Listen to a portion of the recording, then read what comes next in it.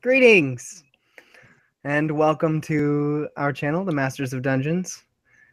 This will be, I'm Dean Logan, and this will be our second session into my campaign, the Tyranny of Dragons. So, our players, we have Wesley. Hi, I'm Brandon. I'm playing Tristana, a human sorceress. And also a pathological liar. Wesley, why don't you go ahead and go?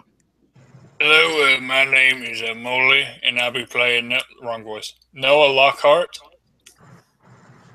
and half elven rogue. And who the hell is Brandon?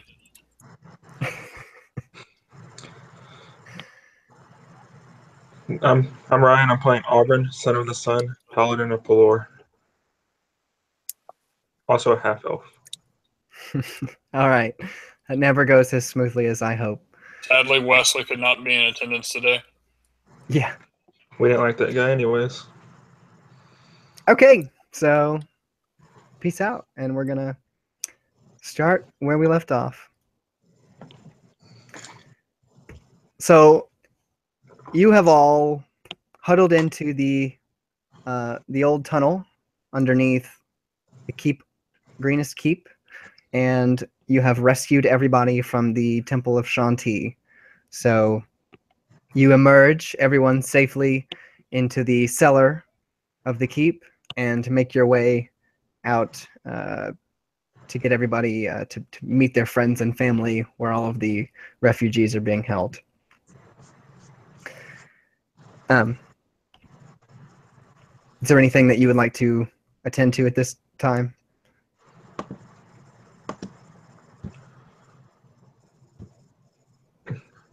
Auburn would just go wherever he's needed. Nowhere specific. Okay. So, Molly, you said you had something? I actually didn't, but there's something I could say. I guess as we kind of walk, I'm back into the keep, and the people we've rescued kind of run off to go find their friends and family, and probably reunite to share some hugs and things like that. Noah is just standing there looking on with kind of like a sad smile on his face, as he's wishing that he could do that right now, and he wants to, and he's wanting to go find the person he's looking for, but he's happy for these people who have been able to reunite, most of which he knows from around the town.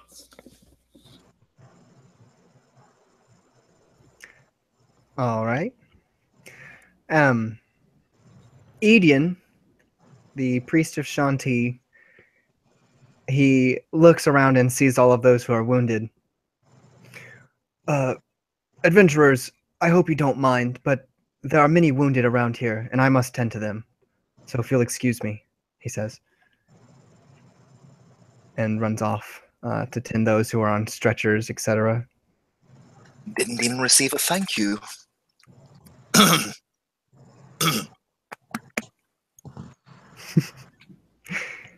Okay. And so about this time, the Smooth. dragon sweeps low over the keep, whoosh, leaving its large shadow in the moonlight as it flies over, roaring, of course. And suddenly, an alarm sounds, ding, ding, ding, and the stubby legs of Guard Captain Red emerge from the keep.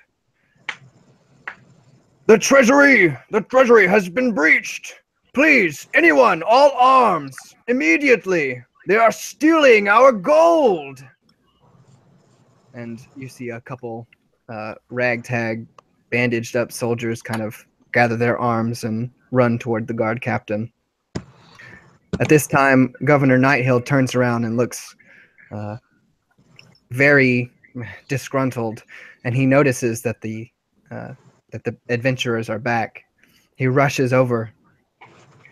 Thank you very much for rescuing our townsfolk trapped in the temple, but you must understand, this is all the town has left in the treasury. Please, do what you can to help out. I'm gonna put my hand on Noah's shoulder and kind of whisper, do we not have more pressing concerns with your prior entanglement? Noah Noah kind of look down. His eyes closed for a second,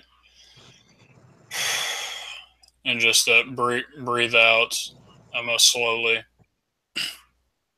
And he'd look up around, and the soldiers, what condition are they in? Probably a good 75% of them have some kind of bandage around them, whether it be leg, arm, head. A lot of them are kind of sitting, being treated. Some of them are up on the walls, ready to defend, but those would be fewer of the bunch. Mm-hmm. He'd look up at Tarbaugh, and I'm guessing my mother didn't make it in while I was gone. She did not.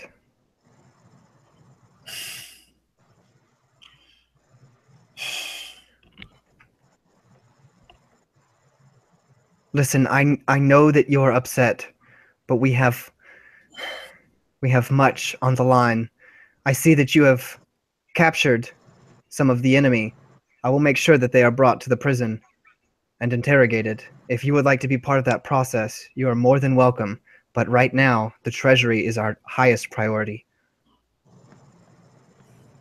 A higher priority than saving your people's lives. We have done everything that we can to ensure the safety of the temple, of the keep until this point. We can't risk any more of our men wandering the town. We've lost too many already. Yes, but none of your men would be wandering the town. It would just be me and them. How many? How many bandits are there? You know? Logistics? Anything? Of where do you speak? The treasury. I know not. Guard Captain Red didn't inform me. He just sounded the alarm.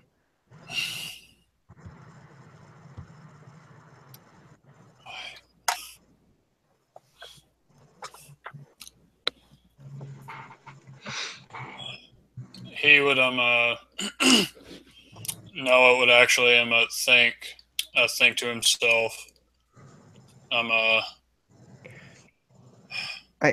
I should make it clear that the treasury is essentially a medieval bank. So all of the townsfolk, all of their precious belongings are stored here in the keep.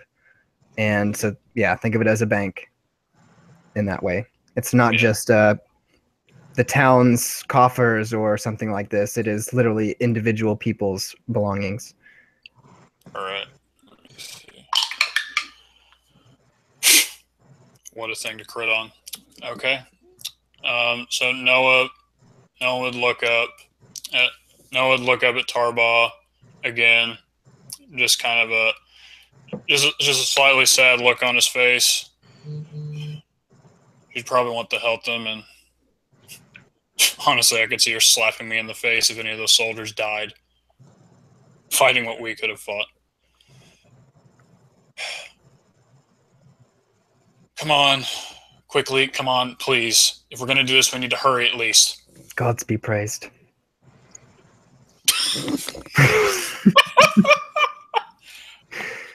Tristana lets out a long sigh. Belongings can always be replaced. People cannot, but if this is your wish, fine. Exactly. People can't be replaced. Those soldiers are hurt. They might die. I think my mother would look down on me for it. And I'm already having trouble making this decision, so if you couldn't add fuel to the fire, I'd appreciate it. Tristana. Whatever you wish. The situation in the treasury is unknown. Please make haste. How far is the treasury? So it is inside the keep. I mean, it's not too far inside the treasury, but it's kind of, you know, inside, take a right, etc., etc. Don't really have the layout of the keep, but it's It's just a I don't know. cutscene away. Yeah, I don't really. Yeah, exactly. Gotcha.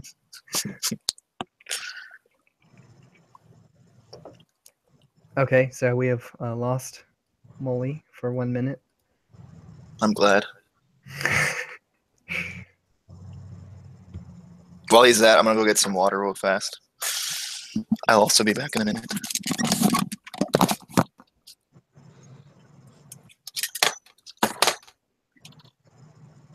Hey, Logan. What up? How's life? Kind of disappointed. They just left. Yeah. Also, I didn't anticipate it to be kind of a too much of a discussion.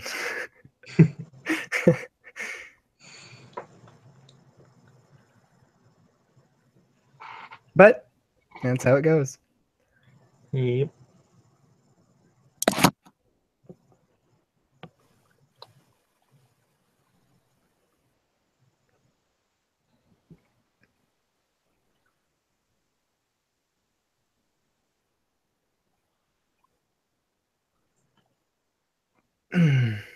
I wish I could pause the broadcast, Right. but you can't. Nope.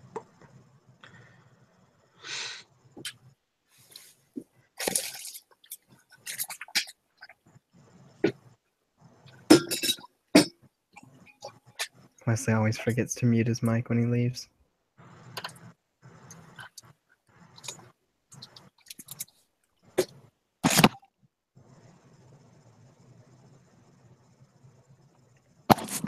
Even beat Molly. An impressive entrance. Yeah, well, I have the light has to be like right there, so that it's kind of like a balance thing. So I have to like roll around it. It's basically a lamp. For the audience's enjoyment. And around. Yeah, one thing that's kind of annoying is like the overlay is dependent on like your camera quality. So if your camera is like being fuzzy, your overlay becomes fuzzy, even though it has no tie whatsoever to the camera. I think that's kind of stupid. You know, I don't doesn't know. make much I'm looking sense. at all of y'all's, and they look about similar to me. It takes a second for it to pop in for mine. When I'm Oh looking yeah, at that takes a second everybody's. to focus. I Yeah. thought Yeah. that was my brother at the door. Apparently, there were 3 kids. I said, we think we threw our football into your backyard. Can you go check? No. I'm like, Go "Fuck." away. It wasn't back there. I have Dungeons and Dragons to attend to. Yeah, Would you like to come and step into my dungeon? Sehr guten Tag. Anyway, so Auburn was asking how far away the treasury was, and I was telling him, or as Wesley said, only a cutscene away. Indeed. Don't do it, Molly. Hmm? Okay, he didn't do it. I'm proud. So are we good to go, or Yeah, we're good. I'm good. okay? That carrot though. Carrot and peanut. Rip. Okay, so guard captain Red and really only about 2 or 3 other guards that were able to muster the strength to get up and follow him have already disappeared, and so another soldier runs up and tells you that he's willing to lead you to the treasury.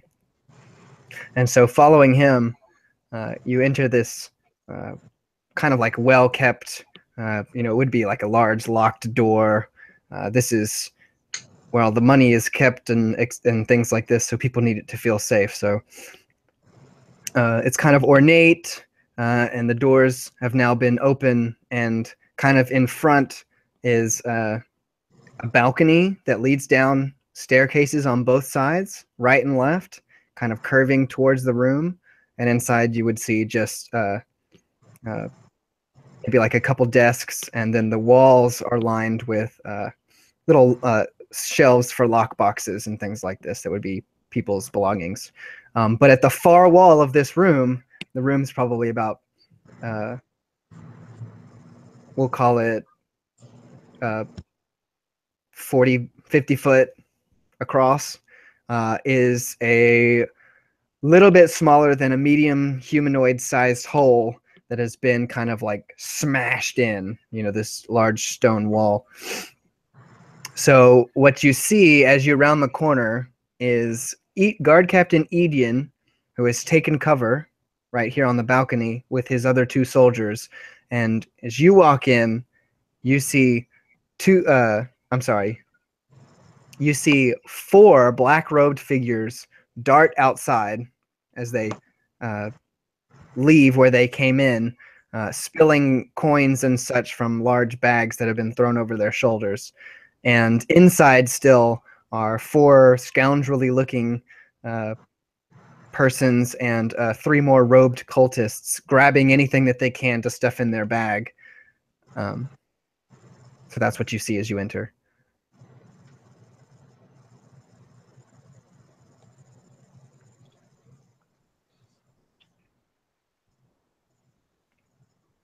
All right, and you said it was four dark robed, aka cultists, that ran out with the coins already. Right. Yes. All right. And there are 4 more cultists inside, or are they mercenary, thug-looking dudes? There are 4 more scoundrel-looking dudes and 3 more cultists inside, stuffing their bags hurriedly. All right. So, Who's walking in first? What is our order, guys? You can all walk in at the same time. Just kidding, guys. You're up on top of a balcony. What our order is. You're up on top of a balcony, and the stairs on the right and the left lead down to this open room. Kind of coins. It's time for Overwatch. Yes, Okay. the 2 soldiers are equipped with just regular crossbows, and Ejin himself was just mustering these troops to be able to go down and confront them because he was worried about being outnumbered. But he sees you, and his demeanor is a little bit alleviated.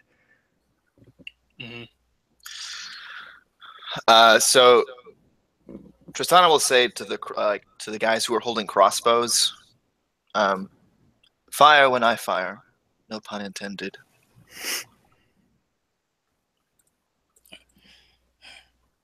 Rest of you, I'll leave it up to you, Noah and Aubryn. I care not what the melee men do.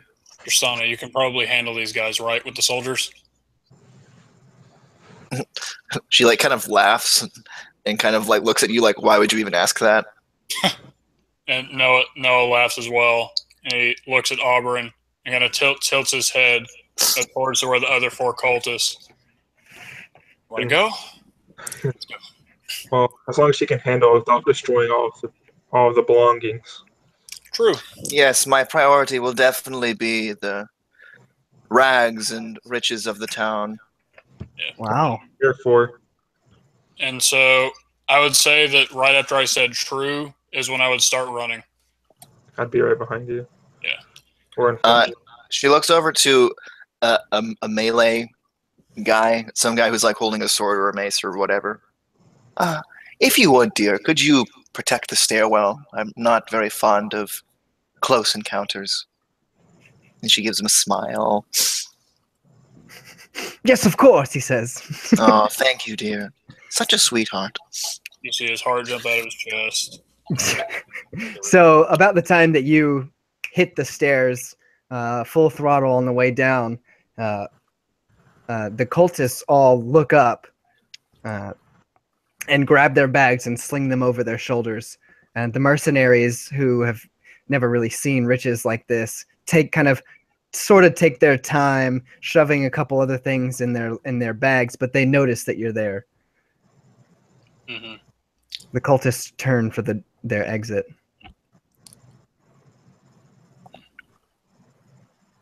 I'm ready to firebolt some. So yeah, bees. let's go ahead and roll initiative then. And while we're doing this, just to make sure I have this in my head correctly, there are 4 cultists and 4 mercenaries. For 3 cultists, 4 mercenaries. Okay.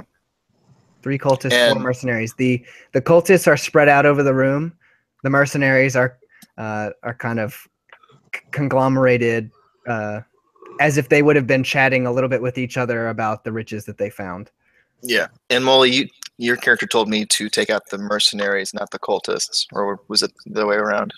I was basically saying take care of the people that are in here and have not run away. Has it nobody run? So have other people already run away? The other cultists? Yeah, 4 other cultists, right? Correct. Yeah, and that was that's what Noah was trying to say. Is, maybe him and Auburn would go after the people who ran away, and you and the soldiers in here could handle the people inside. Okay, you say so. It looks like they're all gonna run away though. So I'll just leave that to you then. How do I say this? There's the whole room, and then the hole in the wall separating you from those that have already run away. So there would be little hope Indeed. for catching them. You underestimate my power. Cueing battle music for your power. Yeah. All right. So Is first is obviously Noah. Is that like the discouragement? Don't go after the people who ran away. You do you, Noah. You do All right. you. All right. So Noah, in a blinding flash of speed, I'm actually darts past. Here, I would think if there's a pathway to where I could just run straight for the hole and just avoid opportunity attacks or anything like that, I'd take it. And if not, just go ahead and tell me. So it is I'm about 50 feet, and you have to go down some stairs. So I'm going to call it 60 feet. But I mean, you could avoid All right. them. Sure. All right. So what I would do, like I said before, just like this blinding flash of speed, I'd basically be across the room in what seemingly almost seemed an instant, and I would be taking the dash action and using my bonus action to also take the dash action from cunning action. So I'd be moving a total of 105 feet. Rip. I'm just going to ignore physics here for a minute. Let's calculate how fast that is in miles per hour. Yeah. It's actually not that fast. We did 105 6 seconds? feet divided by 6. That's 17.5 feet per second. 17.5 divided by 5280. I mean, how about we Times skip the math 60, and I take away a little bit It's of only like 12 miles per hour. only 12 miles per hour. Okay, so The fastest man in the world is like 21 miles an hour or something like that. So it's not terrible. okay, you make it to the hole. All right. So I mean, Well- you're not running in a straight path. You're jumping over things. All right. Well, that was my turn. All right. Yep. Tristana. Let's light it up. Firebolts at the I'll do it at the cultists because I have more of a history with them. I'm gonna twin the spell. Does a 14 hit? Yes, it does. Sweet. That was close. So Tristana's gonna hit them both. She's gonna hit 2 different guys, 2 different cultists, because she can't hit the same person with twin spell because it's dumb. So she's going to have that same type of like Arabic type script kind of like circle around her palm, albeit like a much smaller circle, and kind of cast this incantation, and fire starts to kind of form from seemingly the air. And she fires these 2 bolts of fire. Oh, and she looks at the crossbowman while she's like doing this, and she's like, "You know what to do." And she lets loose. One will hit for 8 points of fire damage, and the other will hit for 14 points of fire damage, and it hits 2 separate cultists. So one is for 8 and one is for 14. Indeed. Got The it. dying So 10 is a cruel mistress. I had you hit the ones the left and the right of the breach in the wall. The ones furthest. Okay, Doug. Indeed. I told you not to do it, Molly. And so you had instructed the soldiers to fire on your command. Fire when I fire. So they're going to both fire their crossbows at the same people. Beautiful. Both of them hit their mark. Beautiful. Wow, dude, they're on fire. Literally. The one on the left nails the cultist to the left of the breach in the shoulder for 6 points, and the one on the right nails the one on the right for 3 more points, taking him down. The cultist on the right. All right. Next is Auburn. How far can I make it in that room if I dash? What does dash normally give you Double move speed. as an action? Yeah. Let's just say you could make it most of the way across the room, just not as far as Noah. So I do that. yeah, you could make it to the cultist, but not to the breach in the wall. All right, I do that. Okay, so the one on the cultist on the left is still up, and you run past all 4 of the mercenaries. They're kind of just at this point setting down their loot and preparing to attack. I'm gonna say to look at Noah and go, if you go, I can't keep up, so you're on your own. And I kind of pull up, brace with my shield and stuff All right. for the fight. And we're good. All right, so we're gonna have this cultist who just got pelted. He's gonna be like taking cover, grabbing his bag of gold, and heading for the breach, even though that's where Noah's at. And Auburn, I'm gonna let you get an attack of opportunity on him as you just make it to him, and he bolts for the breach. Alrighty. 13 to hit. And it just barely misses. Man.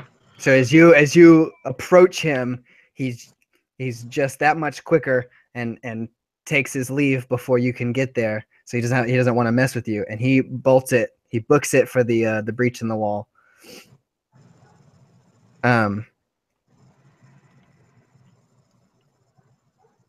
Okay, so then there's the other cultist on the right side of the room, closer to the staircase, and he turns to the mercenaries and he says, "Grab those bags! Put those weapons down! We need to get out of here now! The horde is more important!" And he books it for the breach in the wall and makes it there. The other four mercenaries are kind of confused in what to do. One of them just completely ignores him and runs up to Auburn to attack him and misses. And the other 3 grab their bags of loot, but with their weapon in their other hand, and they head toward the breach. So it will be the top of the round, I believe. All right. So basically, when I get to the breach, I'd look outside. How far away are the other 4 cultists? Can I even see them? So they would also have been taking the dash action. So we're gonna call it however far you could get, probably 60 foot. They were. How do I say this without making Molly feel like he wasted his last round? They have taken 2 rounds of dash. Mm-hmm.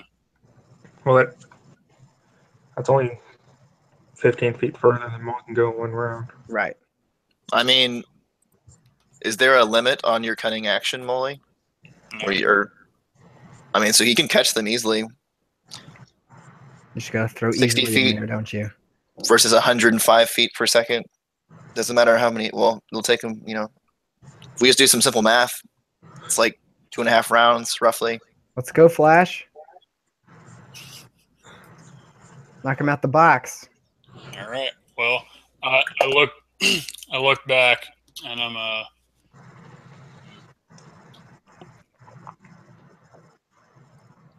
you know what? No, I was thinking about making like a split-second decision, but I'd have to use some kind of action for it, I think. So yeah, what I would do is I would just continue running, and that'd be another 105 feet. I could All get. right. And I'm Yep. And so. Yeah. Hey, you could do that. Actually, Noah could do that right now. What? You could go ahead and roll a con save to see. Wait, does that fit thematically? Could run your little heart out.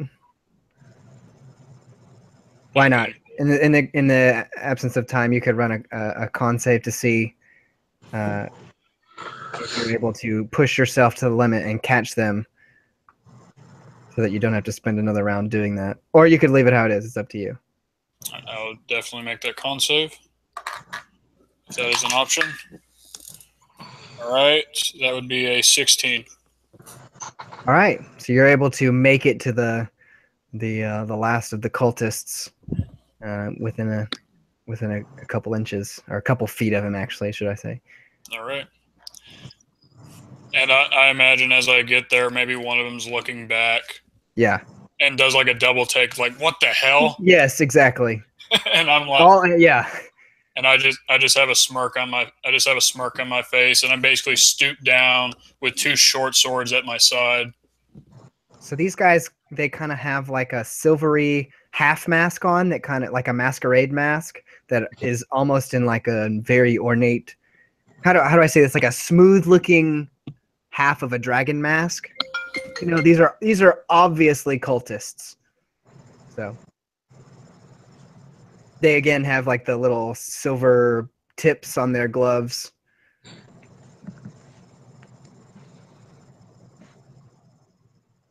Okay. All right. So next is Auburn. I'm sorry, Tristana.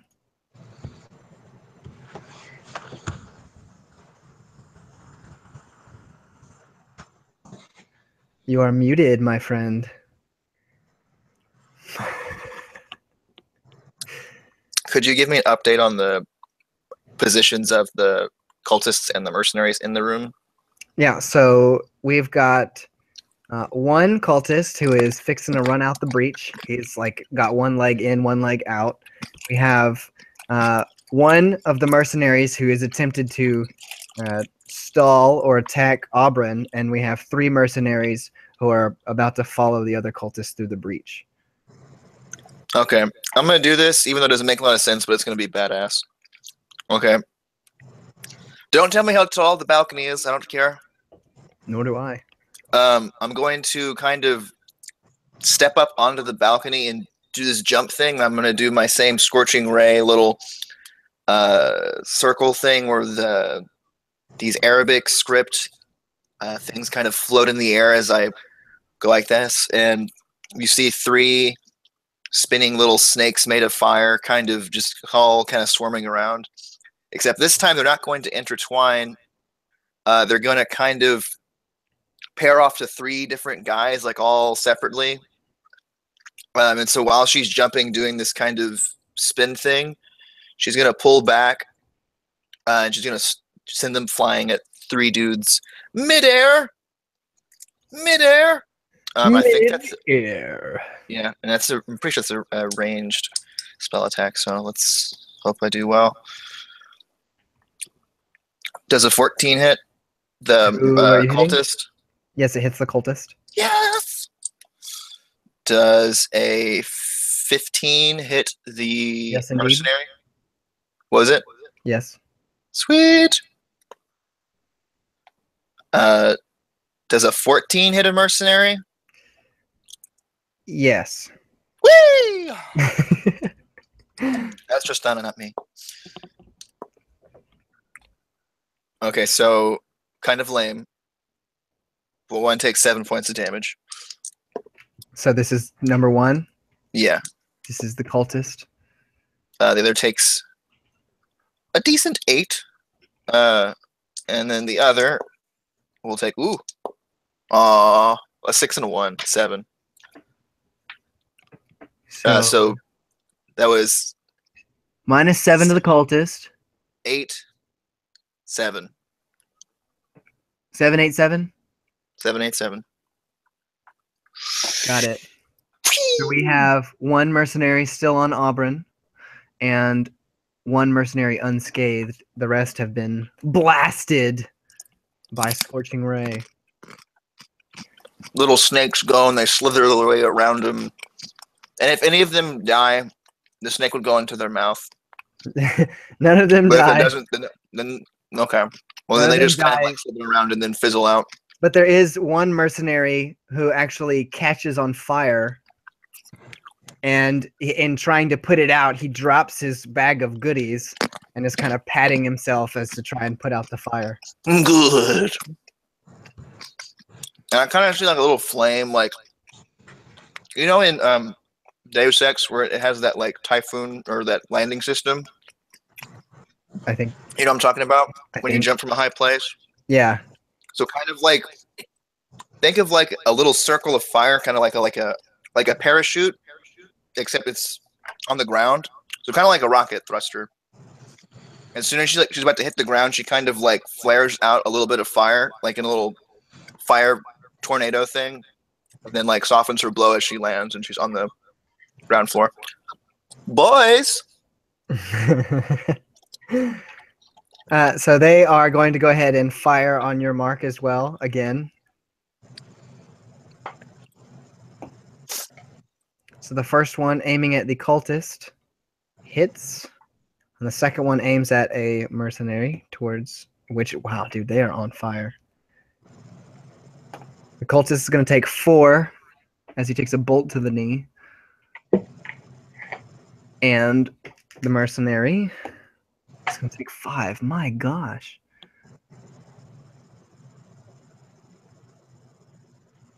So the mercenary that took 5 stumbles at the breach and spills his bag of goodies. Unable to go forward. Still alive, but crawling.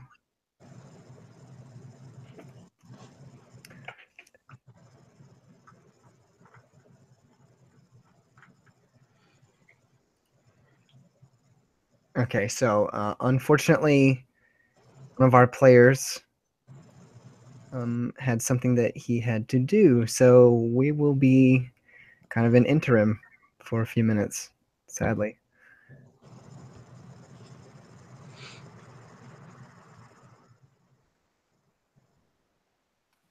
Auburn, do you want to go ahead and go?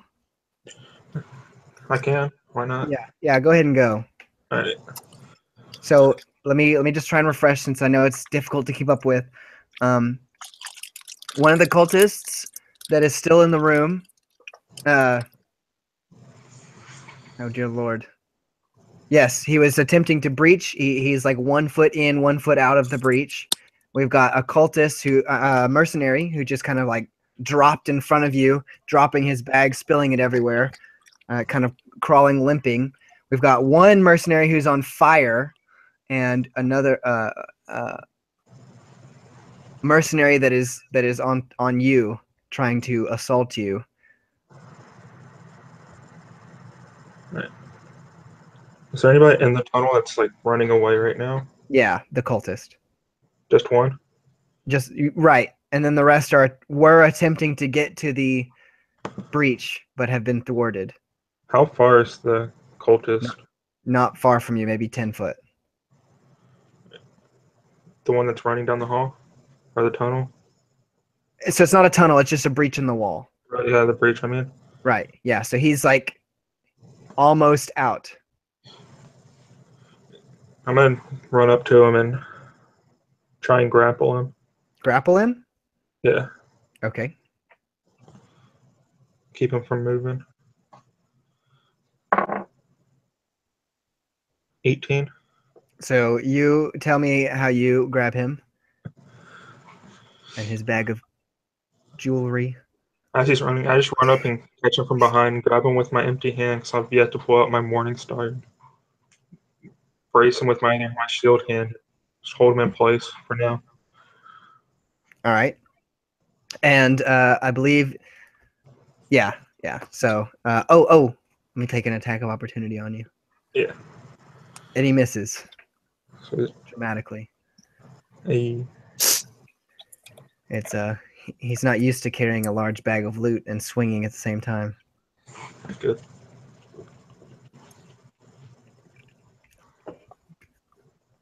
So, yeah. I mean, so for Molly's turn, since he's so far out of like the combat in the room and he's kind of doing that other thing, we could probably put that scene on hold while we play out the scene in here, and then just kind of switch over to Molly once he gets back. All right. If that y'all works. are okay with that. That's good. I'm okay with that. So otherwise, Okay. we'll be sitting here for like 8 minutes. Yeah. All right. So then it will be the cultist Ryan and me turn. versus the world. Let's do this, Ryan. Always. Aubryn! Son of the sun. Valor is also here. Ryan, you better suplex that guy before the turn is up. Boom! That'd be so cruel. All right. Yeah. So the guy that you just grappled or whatever is going to. Why am I blanking? They can attempt to get out, right? Yeah, that's all he can do. Yeah. Exactly. I think he can try and hit me, like, if he wanted to do that, but Nope. He's trying to get out. 14. He rolls a 18. Oh, that's an acrobat. There's Molly. Good. You didn't miss anything. Yeah, I'm pretty There's sure a how the point. grapple works because Ryan grappled. already passed the grapple check on his turn. I'm pretty Yeah. sure he can only break it at the end of his turn. So even though he broke out of the grapple, I think he can't actually move. Oh, he's not going to do anything. He's just trying to get out. Okay, I was just making sure. I'm not sure if that's Nice what the job, rules Molly. say, but I think it's what I read about him. Yeah, no, he's the idea is that he wants to grab his bag and get out. He would rather do that than try and punch this paladin in the face. He's a dumb guy. You should always punch a paladin in the face. It's like a checklist in life. Gilligith would not advise. Master of punchers. So yeah, so Ryan, he kind of wrangles himself loose and goes to grab his bag. That's all he's done. Bring the hammer down. The other mercenary runs after you. The one that was it's kind of stuck to you now. He's gonna swing at you, and and he's going to fail again for a third time in a row. He's just not able to break your guard. The one guy that was on fire manages to put out his fire, but he just bolts for the breach without even grabbing his loot. And there is still a mercenary that's crawling toward the breach, rather sadly, with a bolt in his Achilles. Okay, so Noah, you have caught up to the 4 cultists. The dragon claws. I can't believe I didn't miss anything. Yeah, you did not miss anything, but so anyway, yeah, the guy that you caught up to, the one in kind of the back of the pack, he definitely double takes and freaks out that you're so close behind. The others turn around to notice and see you as well, and they kind of just fling their loot aside and turn around and brandish their scimitars. All right. So to the poor bastard that turned around that I'm now next to. Let's see. All right. 17 was the lowest one. Okay. All right. So to that guy, I would do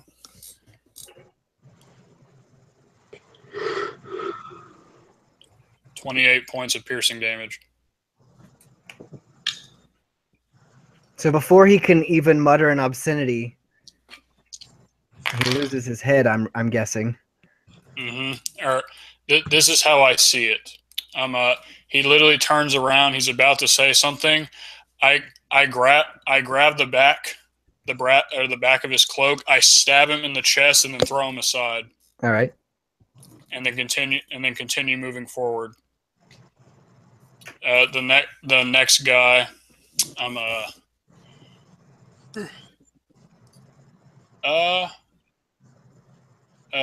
never mind. I should have asked that beforehand.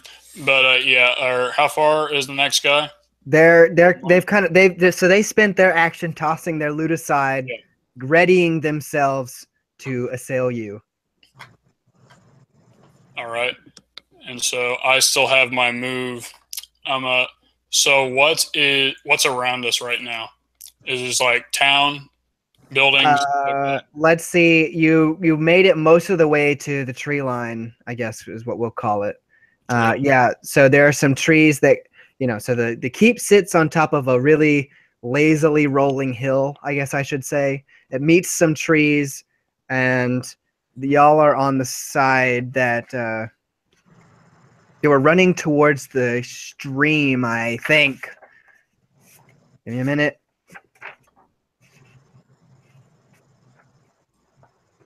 Yeah, they're running toward the stream. That's right. Good. All right, and so there are 4 of them. Well, there are now 3. 3. Okay. Three's doable. All right. So no. Let's see. Yeah, I think Noah would be kind of cocky considering what we've done. No, none of them have really presented any kind of challenge yet thus far. So Noah would maybe move forward, and move forward with his short swords up in a fighting stance, and he'd say quite audibly, "Only 3 more to go." All right. Good. All right. So now it will be Tristana's turn. Hopefully you've been able to follow the mayhem. Yeah. So I'm not going to attack the guy on the ground yet. The guy that's crawling with. I just kind of imagine like Tristana like having a little fire in her hand and just like nighty night. But no.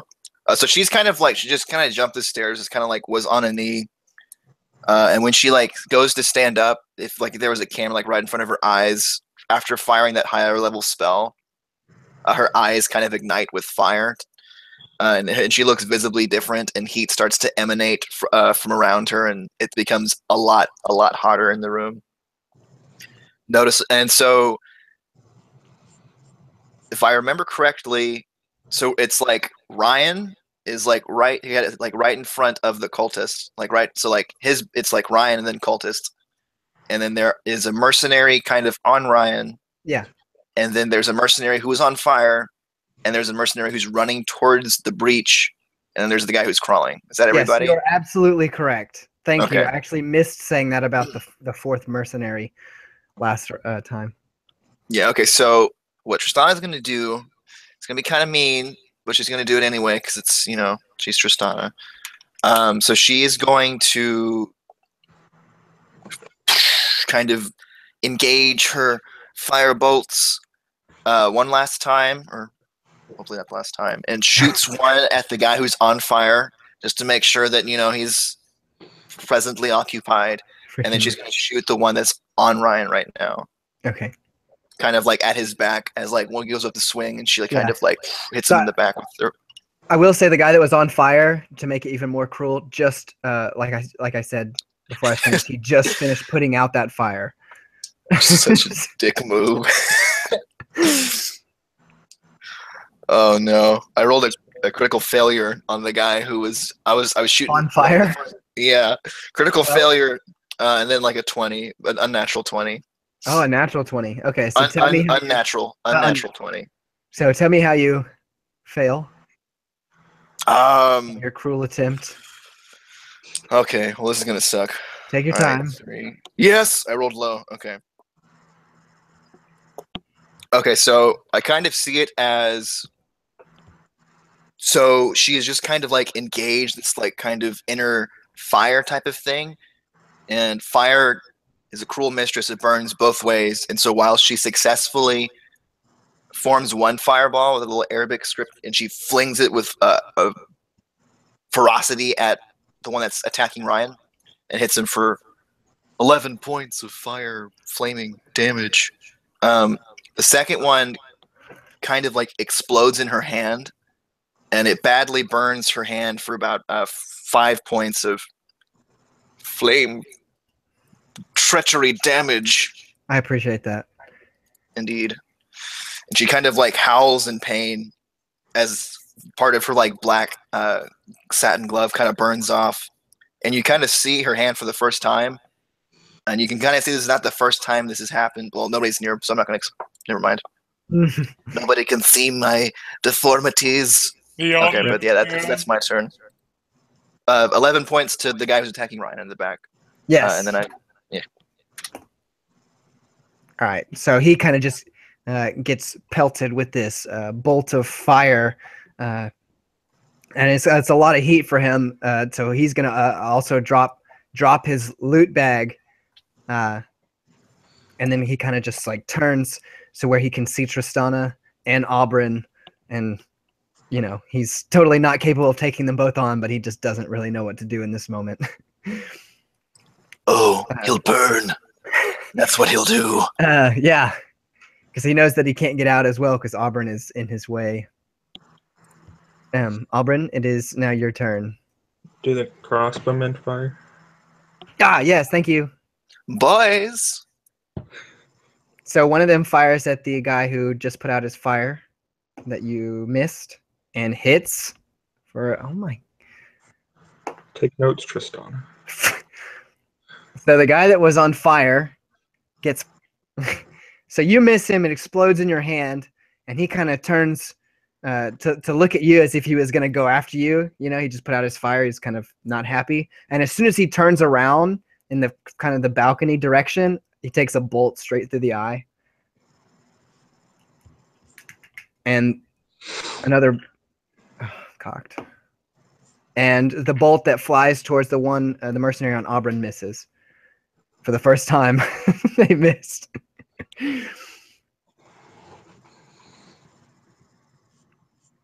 You're muted, Wesley.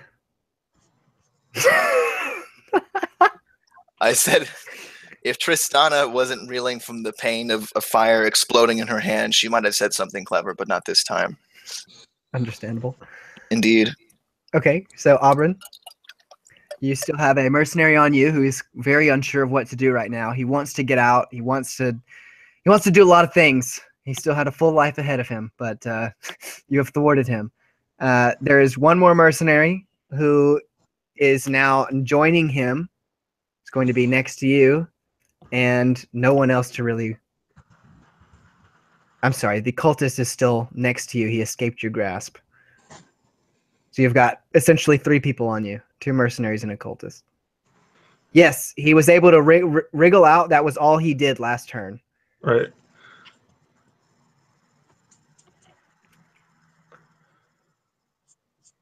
What do I have? Can I tell the races of the people around me?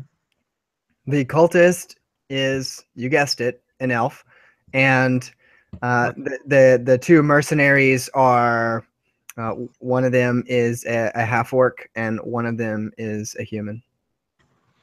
The one that had been chasing you is the half orc. All right. I'm gonna swing, or I'm gonna take my morning star off my belt and equip it and swing at the cultist. All right.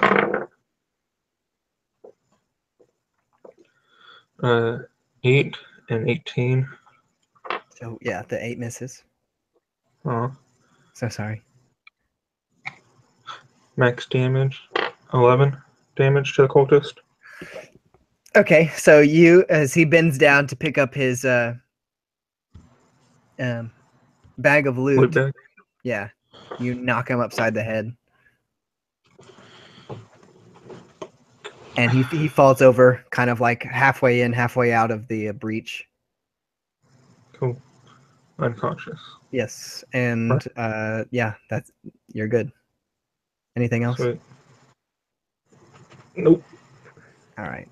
So next, I believe that's it. All right. So I'm just gonna do these guys first. The two mercenaries that are on you, one of them, the half orc, is gonna go ahead and attempt to grapple you to try and wrestle you out of the way. He's kind of buddy with the other guy. Yeah. 20 athletics. Rip. Yeah. So he just kind of like as he tries to grab hold of you, and you just buck him off. No, his name is not Maurice. I swear. Okay, so he kind of bucks you off, and the other guy, wanting to get around you and hoping for this kind of momentary distraction, tries to squeeze through the breach. So go ahead and take an attack on him. 13. On the merchant, yeah. So that's gonna miss, and he squeezes through the breach. But with I believe I said that pretty much none of the mercenaries have their loot bags. Yeah. Correct me if I'm wrong. Or if I didn't say. I don't think that he does. This guy kind of just wants to get out of here, as it did not go as planned. So he makes it around you and is able to run another like 20 feet. Right. Okay, so the Dragonclaw cultists on Noah, they kind of like make a little three-pronged formation, kind of like a claw or a jaw that is trying to surround you, as they kind of have their scimitar in their in the air in a fighting stance, and they kind of close in on you. And the first one is going to make a swing at you. I see a 16. Plus 5. So the first guy that goes to swing at you breaks the tension, makes contact on you for 4 points of damage. I'll let you describe this if you'd like. I have 2 more that want to also make purchase. All right. I'll go ahead and wait for all of them to go before I say anything. I just missed. This guy also has.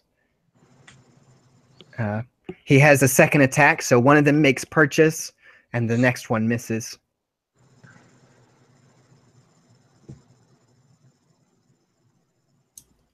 Okay, so the next one's going to take a swing at you. And he's going to also make purchase. And one of them is going to be a crit. He purchases twice, and one of his crit. So his first hit deals 4 damage, and his crit deals 10. So 14 points. All right. So they are very ravenously going after you. As no one else is behind you, they figured that if they just took you on at once, they should be able to take you. The last one goes to make purchase. All right, and give me one second. I'm gonna look something up real quick. I know the page number. There's handbook. 'Cause I'm a nerd. All right. For 11 points. So I Wait, what was there? Another one? yes, there are 3 cultists, and they get multi-attack. Yeah, so he deals 11 points of damage to you. Okay, so all in all, it was 11 plus 14 plus 4. I believe so. I count 29 hit points. Jesuits Christ. All right. Well, Molly, you did 28 to one of my guys last round. Yeah. So let's see. I knew one of them was going to crit, though. It was inevitable. I didn't think they'd have multi-attack, though. We'll see. So they have multi-attack, and they also have a couple other tricks up their sleeve. I'm not sure I should disclose right now. No, don't disclose. All right. So yeah. So basically, yeah, this just happens. Noah in this stance right here, two short swords crossed and kind of this defensive stance. And I see them. I almost see them as them attacking almost simultaneously. Correct. Yes, they And have. so- Yes, go ahead. Yeah, and so Noah is able to slightly deflect one, still connects. So one of them gets him in the back, and he turns around to kind of swipe at him, but able to move out of the side, and then another one takes advantage of that and does that. So, all right, so yeah, and that's, you said 29 points in all. Auburn, Ryan. Yeah, that's what I counted. All right, and so for the guy that crit, I would use my uncanny dodge to half that crit damage. All right, and the crit itself was 10 points. So take away 5. Yep. All right, so I would have taken 24 points of damage instead. All right. And so, so from this, Noah. What Noah would do is that he's now pretty bloodied. Honestly, he didn't think that these guys were all that much. Going into it, he was pretty cocky, but now he's heaving, and blood pours from multiple scimitar wounds on him, and he's going to lash out at one of them. Okay, so you have one in front of you, one on the right, and one on the left. All right. And so does a 15 hit? Yes. All right. And so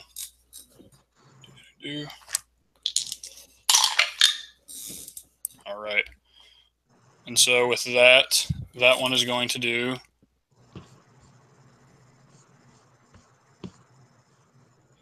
that one is going to do 22 points of piercing damage. As you Does it skewer fall? him. What? Yes. You skewered? Right, left, or center? All right. It would be the guy to my left. Okay. All right. And so when that guy goes down, this is definitely the retaliation hit. He stabs him in the abdomen. Immediately takes out his sword, ducks under 2 other scimitar swings. Slashes the guy one more time. I only made 1 attack, but this is for flavor. And Noah would feint another attack at one of them, getting them to swing, and using that opening, he would use his cunning action to bonus action. Disengage, and then actually no. Mm-hmm. Wait, So yeah, you're free to be as creative as you want to. yeah. I forget I have the thing. All right. So yeah. Let's see. I'm going to do that, and I'm going to try and get through the opening. Created with my attack, and I'd like to use my a bonus action. Or wait, no, I still have my movement. Yeah, I'm trying to keep all these things straight. So you're free to also use an inspiration in a creative way. Mm-hmm. Inspiration in a creative way. All right. You have 2 cultists left on you. Yep. And they will viciously devour you on the next round. All right. And so, yeah, what I would do is I would definitely use my bonus action to disengage, and I would then use my move my move to run. Oh, Yeah. What I would do, that's not to say I'm leaving the encounter. What I would do is, if you said we're kind of at a tree line, or if there are other buildings around us, I would kind of, since I have that little bit of extra movement, I would want to try and run and maybe get behind something. okay. So, like I said, there is the stream, and there are sparse trees, in around this the stream area. So, I guess you could make it to a tree All right, yeah. within that distance. Yep, and I would want to do that, trying to break line of sight, at least. My extra movement, because Noah has definitely realized that he's bitten off more than he can chew at this moment, and he needs to come up with something else if he wants to survive this. Okay. We're good to go? Yep. All right, Tristana. Okay, so Tristana, still kind of reeling from the flame explosion in her hand, looks down at her hand, and you can see that it's horribly kind of disfigured with multiple burn marks all across her hand, covering her hand and up to like her wrist kind of like thing. So with that hand, she goes and she clutches this this amulet, this kind of teardrop shaped necklace, little amulet. That's the color of like a dark amber, kind of like the color of fire, but like a dark amber type of amulet. And she kind of clutches it, and she kind of looks up into the sky and says, "Calistria, you are a cruel mistress." But at the very end, she kind of smirks a little bit, and she kind of clutches the amulet and squeezes it. And this kind of like ripple, I don't know how to describe it, but kind of like a ripple kind of goes across her skin, and like the burned skin kind of transforms into smooth and silky and lustrous kind of skin. No, there's no like healing, but it's just the illusion or the look of her skin goes from that horribly disfigured to soft and powdery and the normal Tristana skin. But she still kind of cradles her left hand, and with her right, with her eyes kind of smoldering a little bit now.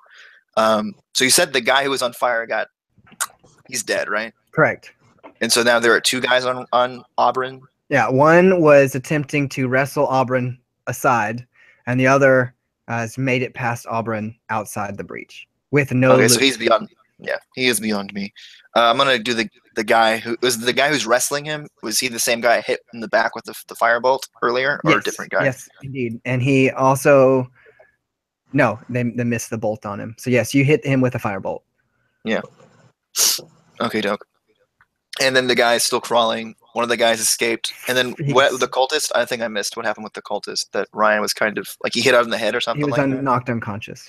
Okay, that's what I thought. So Tristana's going to focus all of what's left of her rage. Since she's no longer able to use both hands, she won't use twin spell, so she's just going to summon a firebolt. I guess the prophecy I made last time, the final time she used a firebolt, was not the wisest words. And so she's going to let one loose at that guy, kind of angrily, letting out the pain in her rage on this guy. So she's going to fire the firebolt and hope we don't get a critically fail. You say a 14 hits these guys? Yes. Are sweet. Okay, fine. Not bad. This guy takes 8 points of fire, quenching, searing damage. Tell me how he dies. So can you kind of describe like kind of how he's locked with Auburn? Is it like a headlock type of So deal? I saw it as this mercenary. This is a half-orc mercenary, kind of like rushed Auburn, trying to attempt to grab him like you would a football kind of tackle to push back on the line. And as he did such, Auburn, I saw him as just kind of like shoving him aside valiantly, of course, with his shield. Okay, so kind of like almost like a shield deflected bash, and he kind of is like a little bit like reeling back. Yeah. As soon as he regains like his composure and his balance, I kind of see him like he hears this kind of like hissing sound, and he feels this rush of heat hit him before the bolt does. And I kind of see him like single drop of sweat, and he looks right where the heat came from. And as soon as he turns his head, his face just gets engulfed in flame. It's probably an improvement because he's a half-orc, not to be racist, but you know. Oh, God. And so his face just gets inflamed by the flame, and he drops to his knees. He is A crisp barbecue. of a man. Down. All right. Interest on it feels a little bit better. I am going to gladly give you a point of inspiration. Oh, thanks, man. I really appreciated the amulet in the hand. Word. Um, That was fun. Okay. Appreciate it. Thanks. So, it is your turn, Auburn. The last one in the room was felled next to you. And the other one took off with no loot out the breach. How far is Noah, and can I see what's So been happening? Noah is about 120 feet towards the stream, and the stream from where they were was about 30 feet away. So he's most of the way between the keep and the stream. And what about the guys that were on him? How far are they? So I don't know how far he can move with his disengage, but I don't know. I'm guessing they're probably something like 30 feet away from him. So like about 90 feet from me. They were 120 feet away, remember? And then he moved 30 And farther. then he moved toward the stream. Does that make sense? I don't know where the stream is relative to where I am. All like the furthest point Okay. from you. Say that. Yeah, I'm only did like a con save to like make a heroic like 120-foot dash. So I think it would take the rest of us humans like 3 turns to get over to him. Yeah. Maybe not 3 turns. I'm just saying like, yes, it would, you could start, but you're not going to reach him in 1 turn kind of thing, I guess. I'm not trying to reach him. I'm trying to get within 90 feet of the 2 cultists. If it's a spell you're trying to cast, use your move action and cast it. Alright. Leave interest on a high and 35 dry. foot. Huh? Sorry, yes, I missed that. 35 foot. You are correct, and I totally did not take into account your 15 extra feet because of your or your 10 or whatever extra feet because of your racial bonus, Molly. It's racist. Even though I'm going to use my move speed to 30 feet, run out there, and then use my action to cast sleep, even though most of these cultists are elves. That's all I can do from here. Right. Okay. All right. Go ahead. And I'm going to cast it at 2nd level, since that's the only spell slot I have left.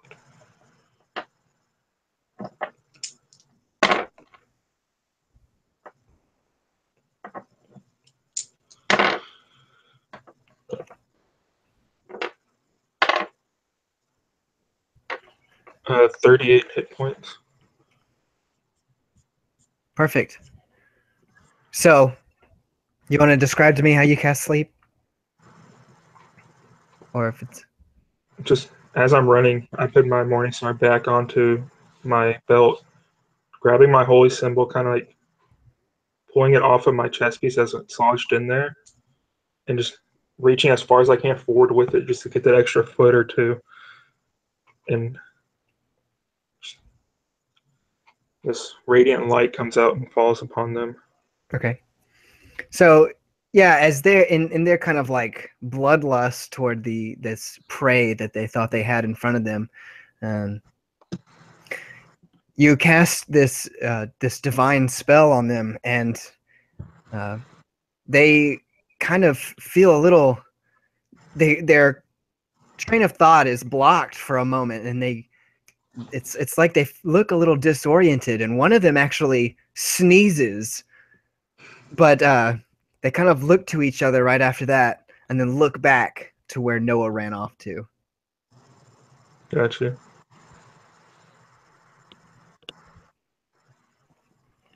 Okay. I got nothing else. All right. I believe it is my turn, and at this point, the two soldiers that were on top of the balcony run down, kind of toward the breach and toward you, Tristana, kind of like securing the perimeter in a way. And Red, he yells out to you. He says, "Sorceress, I am going to check on Governor Nighthill. And he hightails it out of the treasury. Okay, so the one guy that escaped with no loot uses all of his move speed to run as fast as he can in the kind of in like a not the direction of where the cultists were, but off into the woods across the stream to try and just completely get away. Like I said, he dropped his bag of loot and everything. And the two Dragon Claw cultists come looking for you as they come in the general direction they saw you sprint off and disappear into. So they make it all of their 30 feet. Kind of almost back to back, like secret agent style, not wanting you to get the jump on them. All right. So it will be Noah's turn. All right. Damn it, Wesley. All right. Well, now I feel like I can't do that because it's been said. But... LOL. So I will go ahead and say that Noah is able to move at 35-foot move speed because of his Wood Elf racial bonus. So that's why they were not able to catch him. Yeah. And I'm so basically during after that, as soon as I got behind the tree, I just be clutching a wound just for a second, just like shit, fuck. And I would peek my head around, peek my head a little bit, and I would see them being kind of a back to back. And I would kind of quickly glance up at these trees. Are there any branches? Yeah, there definitely are. Think of them. This is Greenest and the plains, so they're going to be probably willow trees and oak trees. All right. And so what I would like to do is I would like to use a point of inspiration to move up the tree, or actually. Yes, I'd like to use a point of inspiration to try and move up the tree with my movement, and then jump down on one of the cultists from above, since I don't see that they're looking up. Okay. Do it. And just so you know, Wesley, I was gonna do that before you said it. All right. So that I only rolled one. All right. So a 17 and a 16. And this you rolled twice because just asking to make sure I understand. Yeah, the bonus action. Okay. Yeah, I mean, yeah, they had yeah. Yeah, the two short swords. Right. All right. And so, okay.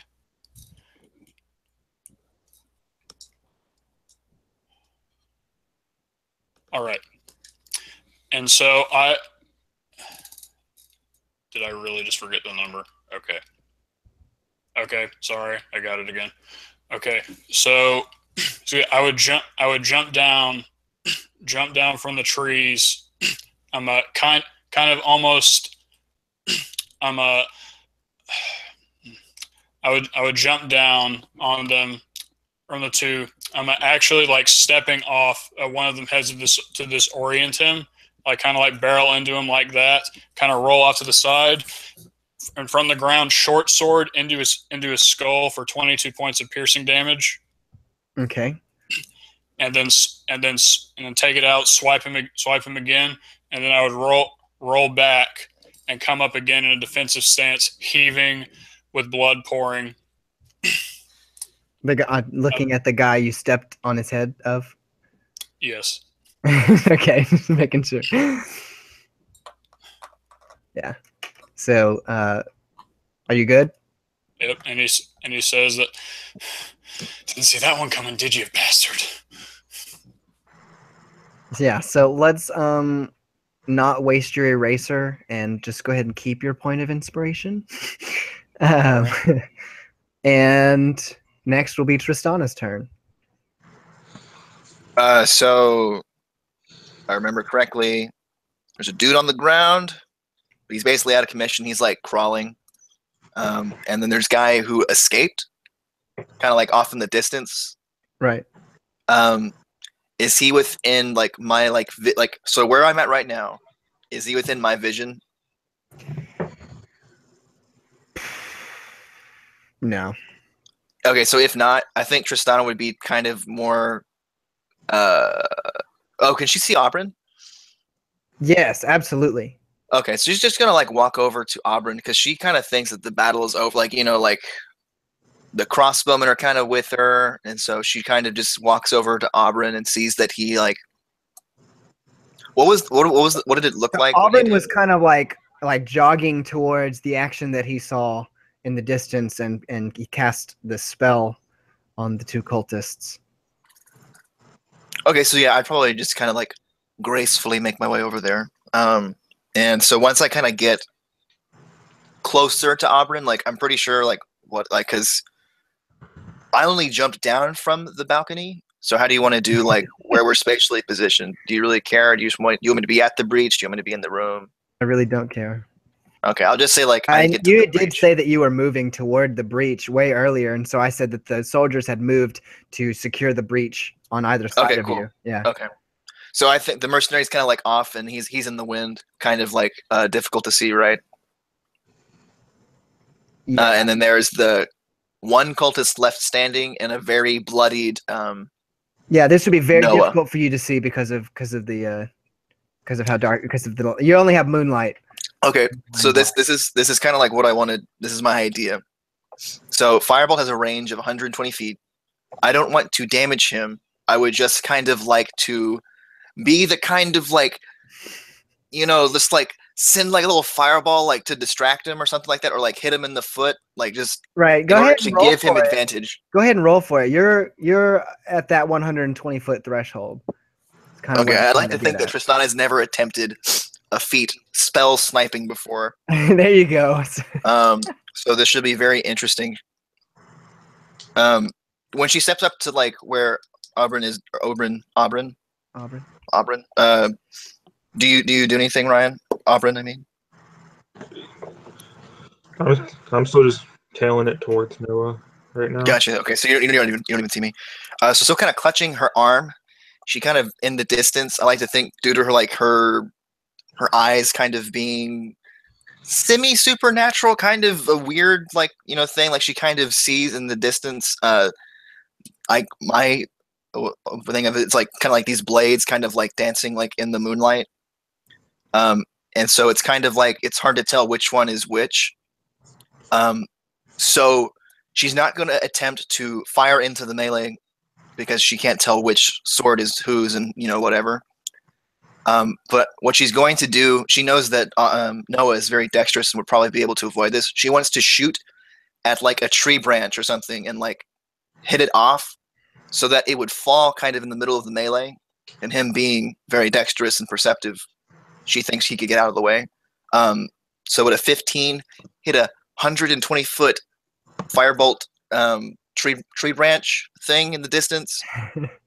Maybe one is like, has been hit on by woodpeckers or something. It's, whatever. I shoot a firebolt over there and it'll like cause it to like kind of fall in the middle of the melee. Yes, it does. Okay. Rolled some percentage for you, so yes. Sweet. Yeah, so Tristana just kind of like, still kind of like cradling her arm, takes a deep breath and like centers herself, and kind of like a little javelin, a very precise strike instead of like a firebolt, sends it flying over towards the tree branch. And I will let Molly narrate the effect of the tree branch falling down, but it hits it, and then from there I'm going to let Molly take the narrative license. All right, so Auburn. I just run 60 feet. Okay. So I should be about 30 feet away. In that 60 feet, you can make it to the basically to the cultists. Auburn has shown up. Alright, then. I'm next to the cultist, right? Right. So you are approaching the cultists. Yes. Am I like within? Yeah, within 5 feet, but I'm kind of thinking like. I'm just gonna not. I'm not gonna dash. I'm gonna run the 30 feet and Okay. throw the javelin at the. Throw a javelin? Yeah, Yeah. Love javelins. forgot I had it. So I'm a max range javelin without disadvantage. You're good. 19 to hit. Yes, absolutely. It's a D6. It's 8 points of damage. Dude, you stick him. I like to think that you like take out a kidney or something. Perfect. Right in the back. Good aim. All right. And bottom of the round, it will be my turn. And so my cultist, who just saw Black Death fall out of the tree and obliterate his friend, he sees this fire roaring towards him in the distance. And from behind, he feels as he is struck by this javelin, and blood sort of kind of wants to gurgle out of his mouth. But he grimaces and sees the target, weak, the deer that is run off into the woods, bleeding in front of him, and he goes to slash.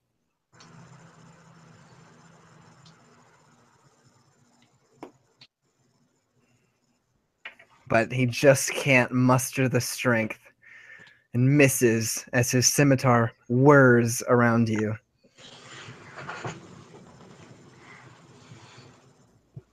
All right. And I see him missing, and his heart sinking, and him just kind of like falling to a knee almost in front of you. Okay. As he's knocked off balance by his miss. So Okay. So with this, I am. This is like from the beginning of the scene, before Tristana's firebolt, before the javelin, before anything, and and I hear with my from my elven blood, I'm able to hear the firebolt and even see it just a little bit, and hit the tree branch. And I think that maybe just the sound of this thing maybe causes like maybe just a glance, just the smallest diversion of attention. And while that happens, and in that moment, I would disappear from his sight, but he doesn't realize it, and he would come around to swipe me that scimitar. He didn't miss me barely. He missed me because I wasn't there, and his attention was diverted, and the javelin comes in from the back, and then basically from behind him, me crouching down, I with two hands drive a short sword through this guy's jaw with a critical hit. Oh, freaking rip. Yeah, right. All right. And so I'm sneak attack is a separate from crit, right? Yes. All right. I'll go ahead and roll this then. All right. That. Unless you roll the lowest possible numbers. I still think he's probably... Yeah. All right. And so with that, let me add up.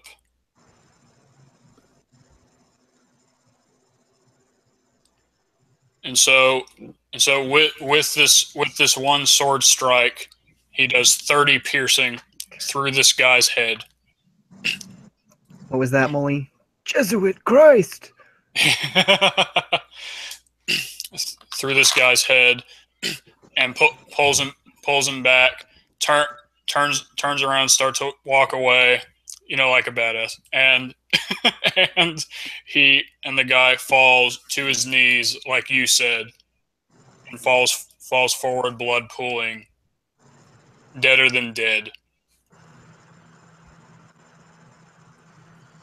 The tree branch. I used that though. It should fall kind of like crash, like as you're walking away. Almost like an He's like explosion. a fountain of blood, like right now, and I just kind of see the little fire javelin like in the little branch, and I just kind of dust and debris kind of go, and you just walk away, don't even look at it. Or no, this is what would happen. The firebolt weakened the branch, but it didn't go off immediately. So like, the firebolt distracted the guy, but I'm turned around walking away, being all badass, and then the tree branch falls, and then I jump because I'm surprised that the tree branch fell. and I turn around and I'm like, oh. You see a fiery hand wave in the distance. Yeah. And I'm still. I look at Auburn because he's closer to me. Auburn catches up to you just about this time. Yeah. And I'm like, whew, both my hands on my knees. Look up to you. Good shot. Good shot. And I'm gonna put my hand on your back or your shoulder as you're leaning over. Look down to you. Looks like Polar was with you today. And I give you 15 hit points. Thank you.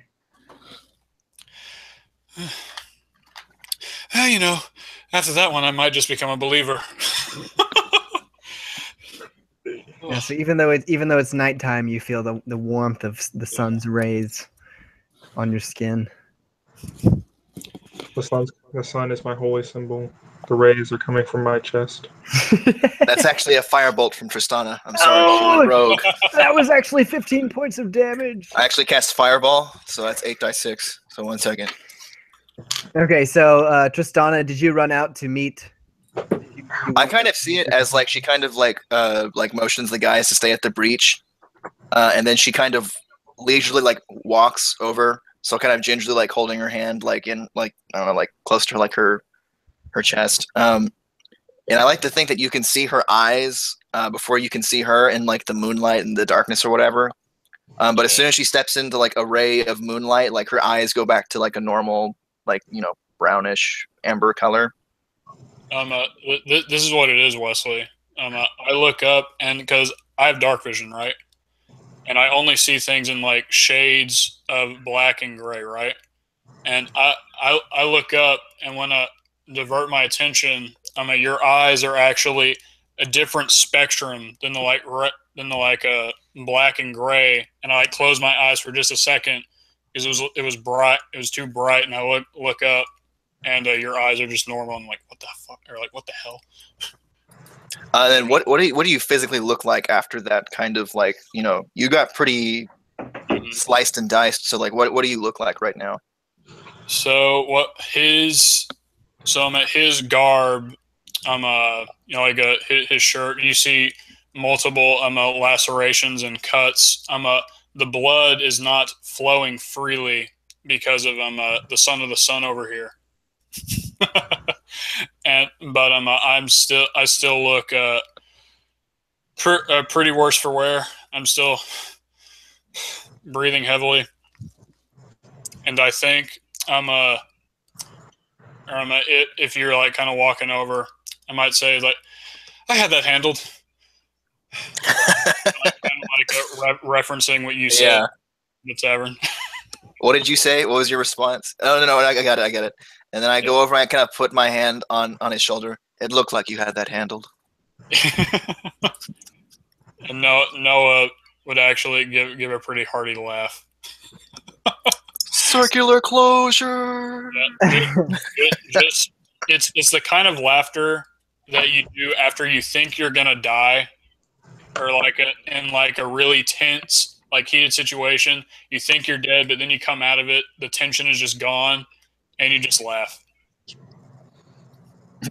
Surrounded by blood and the bodies of our enemies. Just madly laugh like a crazy person. Tristana would join you because she's also insane. Would Auburn give a good chuckle? No. He's the only healthy person here. You would? You would chuckle? Yes. Hey. We've damaged him. Your laughter is contagious. Yes, it is. So, yeah, no being oh, yeah, I'm not even going to pretend that was a little bit more than I could chew. Worked out though. Oh man. How about on y'all's end? I assume they're gone or incinerated, broken down, or knocked out. He looks at Auburn. You see Auburn. He looks exactly the same as when you left him, except he's got a little blood on his mace and a couple scratches on his armor on his shield. Yep. He was Yeah, the entire fight. Yeah, Auburn probably would notice, but I think that Noah would probably notice that she's kind of like favoring her hand and her arm a little bit, and she's like, "Yes, we have one more mouth to feed, thanks to Auburn's generosity." And she kind of like does a thing where she's like generosity, but kind of not like a malicious one, but kind of like a sarcastic like jab type of thing. Mm-hmm. Noah would definitely notice, but he wouldn't say anything about it. Good gentleman. Yeah. He just kind of give like a little nod or something like that. Okay. Give me attention, damn it. Yeah, it was like, hey, those were, y'all were fighting mercenaries. I had 4 cultists. They were ravenous. They were, we fought 4 mercenaries and 3 cultists. They were pretty mean guys. Hey, y'all had the crossbowmen and the guards. I was on my own until just then. This conversation is not happening right now. I did fantastic. Hey, no, where are you going? Quit walking away. Yeah, but it was only 3 of them. I saw you take one out instantly. So. Hey. I know what happened. You don't. That's just all. That's just all it is. Yeah, so you also couldn't finish the job by yourself. Reveling in your victory. Y'all turn to approach the keep once more? Yeah, I imagine this is happening as we're walking back. But Noah, he goes to retort after you said, you probably couldn't have handled it by yourself or whatever you said. And he begins, well, you are probably right, but it might have gone good. Might have gone well, my dear Noah. Yeah, I didn't really go to school. Yeah, as we're walking back, I'm gonna grab all the loot bags and point them out to people. Our eyes glaze over. We stand up straight and we walk mechanically to each body, and we open their inventory and we see what they have. No, so I was definitely referencing the bags, not the bodies. Do that too.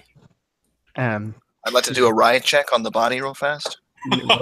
Oh man! Throwback, sister Rasim. Yeah, so the bags are very full. Mostly what's inside are golden trinkets,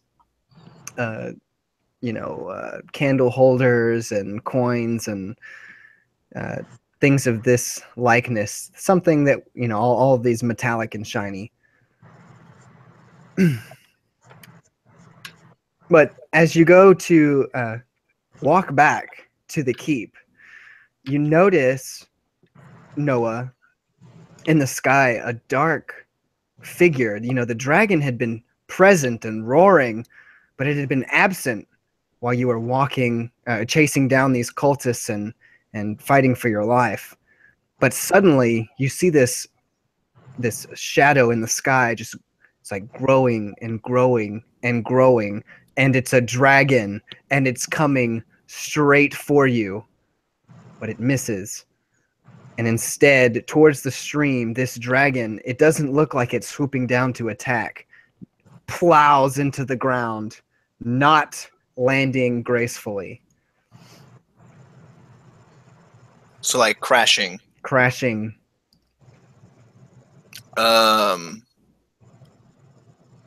So as that's happening, Noah, I think, would look up like, what the hell? And then the dragon swoops down, and then he grabs both of y'all's garbs and pulls y'all aside. or pulls y'all back to kind of avoid this, and then the dragon landed. Yeah, Growth. I like to think like even though we got out of the way, like the force from the impact, like the winds, just kind of like all knocked us like into a tree, or like we're like on our like backs right now, kind of like kind of like getting up, and then we kind of see in the distance that huge lump of meat just sitting there. Yeah, so this is an adult dragon. It is rather large. Tristana was going to look to Noah. Is it still breathing? I don't know, DM. Is it still breathing? It is still breathing in a labored manner. You can audibly hear it. The sound that how do you say it? That coarse lizardy breathing in, breathing out of a dragon. Yeah. Dragon's breath. Or something like that. Yeah, it's real slow, like a that kind of crackle as it breathes in and out. Yeah. Does this thing look visibly injured? It looks very fatigued, not injured. There's nothing sticking out of it. It's not bleeding from any external wounds. Mm-hmm. And so Noah, or unless someone did something else, Noah being a sane person and not knowing much about dragons, other than they are huge, flying, fire-breathing monstrosities in his mind, would want to get as far away from the thing as possible. But we gotta get out of here while it's down. We gotta leave right now. You've never wanted to poke a dragon before? Not really the time for jokes, son. S-U-N, son. He kind of starts walking back towards the keep. The curious side of Tristana really wants to know. She's very conflicted. She really wants to go over there and see, because she actually speaks Draconic. One of the skills she picked up along the way, being in the Aurum Dracones. And so, almost entranced by this dragon, kind of wordlessly, she just kind of starts walking towards the dragon without saying anything to the other guys. And she's going to approach it like to see its face. She's going to try to gaze upon its visage. All right, so yes, the Aurum Dracones really rings a bell, because as you get closer, the moonlight really shines on this dragon in front of you, and its scales, they scintillate in the moon rays, and you notice I'm going to get you to roll me kind of like a history or an intelligence check or something like this. Is it 12? Good. Better than Noah's like 4 the other day or something. It's above average. So yes, with the 12 intelligence check, you know that this is a bronze dragon. An adult bronze dragon. Do I know if they're like evil? Right. So historically, we'll just give it to you in the same roll. Historically, metallic dragons, such as a bronze dragon, are either good aligned or lawful good aligned. And he didn't actually destroy any property. He just swooped and made noise, right? Is that correct? Or for the most part, he hit the keep once. Yeah, like rushing by the keep and like tail smacking it, knocking some rubble to the ground. I'm trying to think of. Okay, so she's just gonna like once she approaches it and like looks at its face. What is its face like? Is there like something visibly wrong with it, or like what does it look like basically? Like, all right, okay, so I'm gonna screen share. So obviously this is not a fatigued dragon, but this is kind of gives you the idea. This is a bronze dragon. Majestic AF.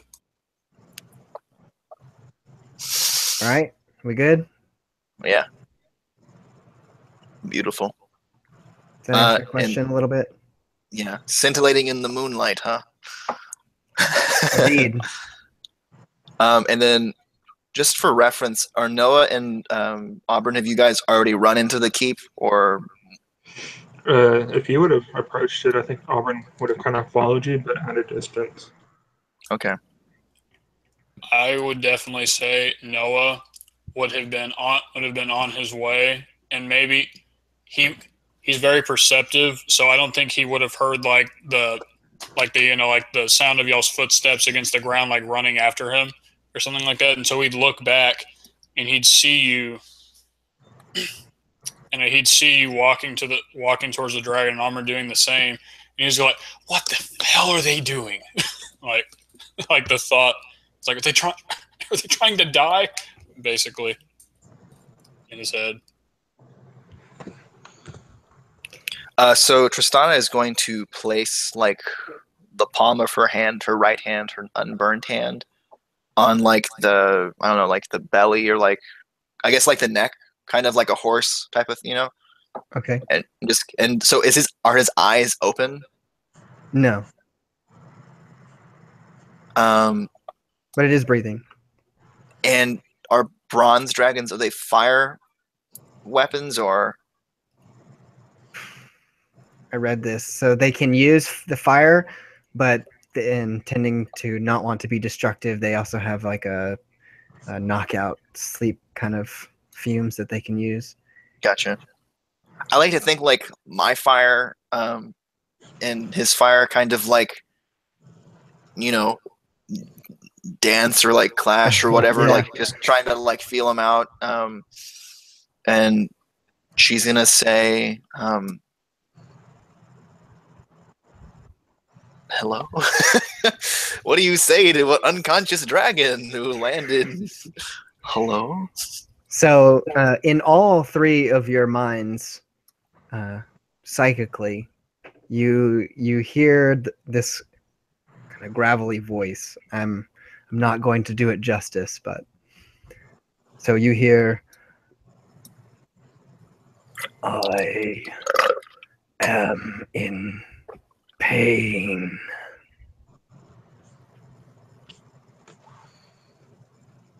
Tristana will respond in her head, kind of unsure as how to, respond.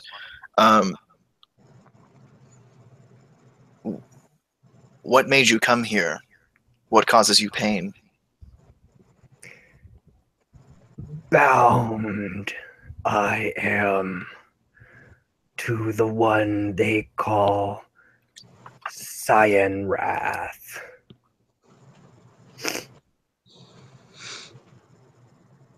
His ring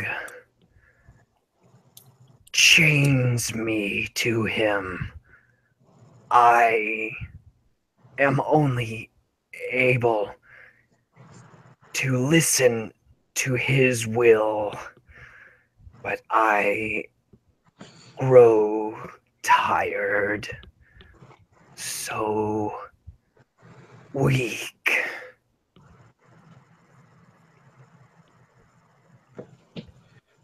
Sorry, I'm writing. As he finishes, Auburn's gonna kind of step up to him and reach into his pack and pull out this little medallion, sun medallion, and in his palm he's gonna place it against the dragon and cast Detect Thoughts. Okay. So yes, yeah. So as you do this, Auburn, the dragon lets you. He doesn't fight your attempt to see into this, and you see broken memories of a very large, 7-foot tall, blue half dragon with a large great sword and spear, kind of whipping this dragon, and then you feel this great hunger, starvation, and you feel this you feel kind of imprisoned when you reach into this dragon's mind, and also you feel this kind of longing sense for something that has been taken from it.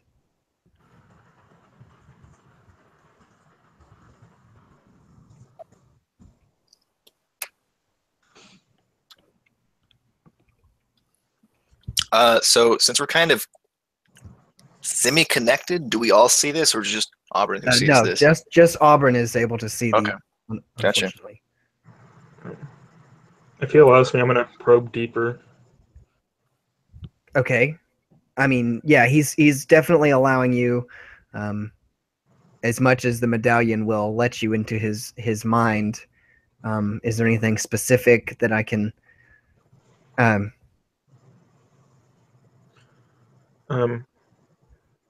Maybe something about this blue half dragon, or maybe like a location or something like that. Okay, so searching for the location, yes.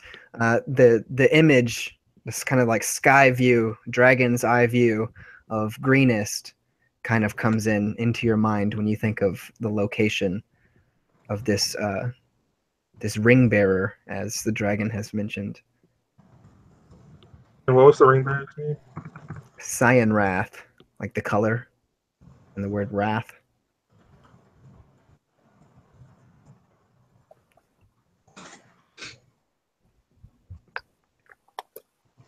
And can I see like his intentions? Like what he was sent here to do, kind of thing? Yeah, like I said, you feel this kind of like loss of control, this attempt to use its willpower to break free of these chains, but failing to do so, and kind of this against its will, flying over and destroying destroying parts of this town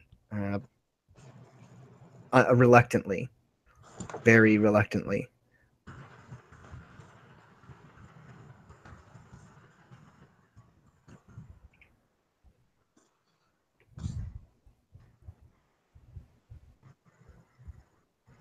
Okay. All right. Yeah. I think I'm good. All right. But I'm gonna keep it going if he allows me, and if anybody else asking questions, I'll kind of see where that leads. You know, see what I see. If anybody asks him other questions and what comes to his mind as he answers them.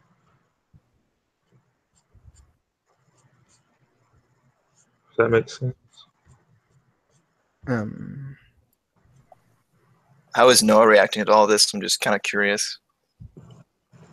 Yeah, I'm so Noah is definitely, or basically this is basically just like right after he turned around and was like, what the hell, why are they not running? They want to die. And then as soon as that thought finishes, he hears the dragon speak in his mind, and he just stops like a dead in his tracks, and he looks. It's a combination of both kind of like a horrified and awestruck. I'm looking back at this dragon, and when he does so, his eyes go to Auburn, who's holding up the amulet, and Tristana, who is kind of has her hand on the dragon's neck. And I think at that point he would realize that this dragon, this great big beast. Would you say that Noah might get the feeling that he looks almost kind of, or I don't know if this is the right word, but he looks kind of like a pathetic, like this beast on the ground. Absolutely, pathetic would be number one word. Yeah, it's like he just looks pathetic, and Noah is just awestruck looking at this dragon, and he would begin to cautiously approach Tristana and Auburn, and I imagine this might be like when right after Auburn is able to see all of this. Is that when he comes back? Let me go ahead and add that there are visible marks on the dragon's like ankle areas and neck area of like long time chaining. Does this make sense? It's like chafed. Yeah. And I think that might have been the final grounding, a thing that Noah noticed about this dragon, is he sees the familiar markings of chains around, like being bound and not being free. And it would bring this dragon, this like otherworldly being in Noah's eyes, this kind of humanizing, and this like kind of humanizing light. And he would feel empathy for this thing.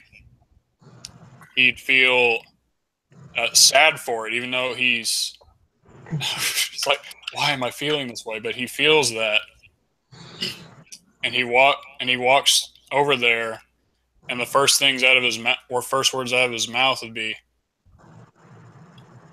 "What did this to you?"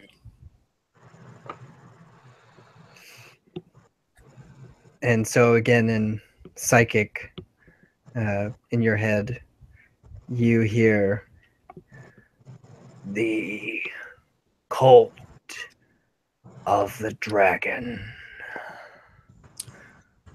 It's like you are a dragon, aren't you? You're not. This is not making sense in my head right now. As he kind of rubs his forehead. Maybe Tristan or someone would. Yeah, Tristana is kind of like stroking its neck, almost like if it's like brushing a child's hair type of thing. And she says, both out loud and in her mind, kind of, I too have been manipulated, had my will taken from me, and done the commands of others. And she kind of like pauses. What, if anything, can we do to relinquish this hold on you? It says, sever the connection with Cyan Wrath. In her mind, she asks a question, how? Not meaning for it to like be like, but she asks how. So you see like this half dragon's hand, this kind of vision just shoots into all three of your minds, and you see a ring that kind of wraps around this talon of a finger that is in the shape of like a dragon head that sits on top with like a swirling dragon's tail that allows it to sit on the finger.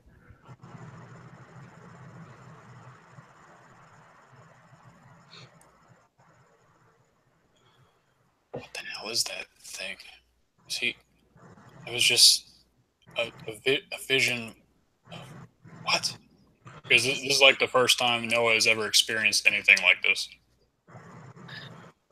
That is Cyan Wrath. He is controlling our friend here. And he kind of pockets the medallion. What is your name? Friend. Yes. Friend. Forgive me. I am Nyamer, child of Bahamut himself.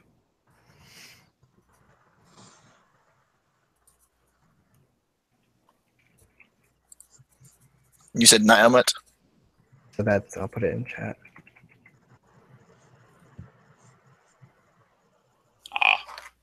Definitely spelled that wrong and 85% wrong. Definitely spelled it slightly more wrong.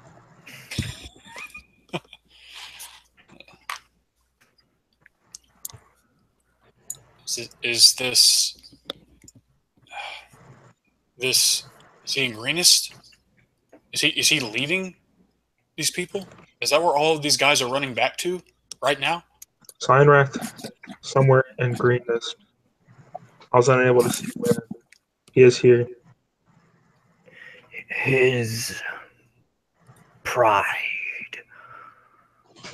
is sure to be his undoing. You need only be patient.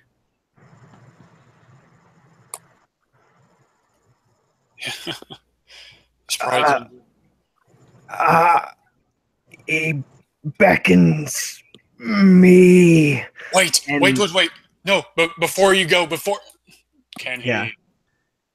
And so, I mean, like Molly said earlier, this is seriously a pathetic scene where this just humongous, majestic beast with, the awe of a dragon behind it, struggling against its will.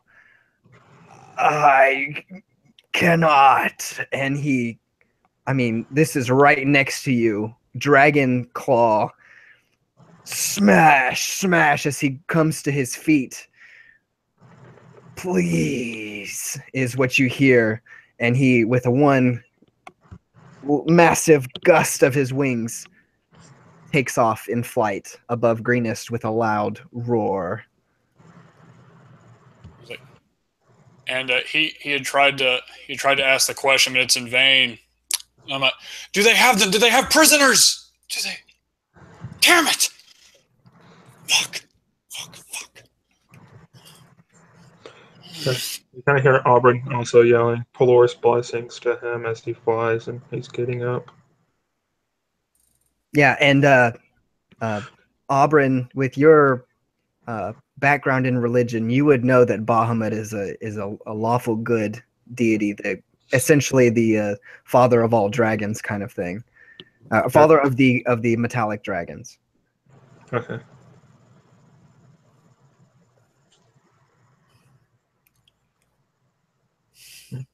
I kind of look to the party. It seems we've got our next task. It's going to be a mighty one. Yeah. What did he say? His pride would be his undoing? Yes. It really will be. It's just to mess with my fucking city. We're going to kill him. We're going to set that guy free. We're going to.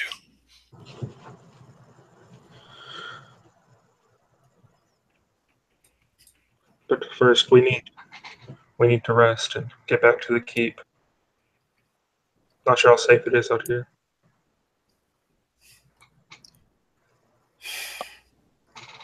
We have prisoners. We can ask them questions.